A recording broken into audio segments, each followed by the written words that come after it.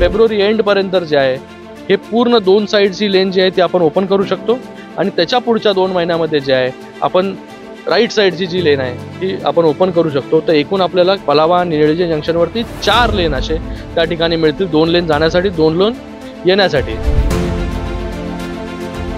हा जो रस्ता आहे MIDCचा हा रस्ता पूर्णपणे सर्वात अगोदर जो आहे तो हा वाईड करायचा, तर त्याचं काम जे आहे ते आज रात्रीपासूनच त्या ठिकाणी रात्री 12 वाजल्यापासून या ठिकाणी चालू होईल।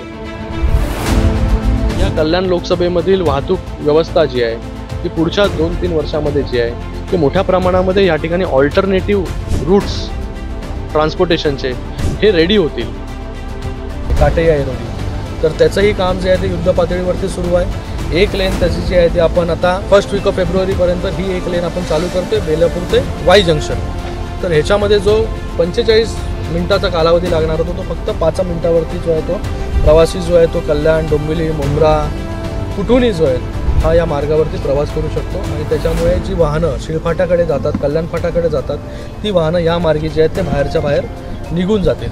तर एक रोबस्ट इन्फ्रास्ट्रक्चर क्रिएट करायचं काम आपण या ठिकाणी करतोय।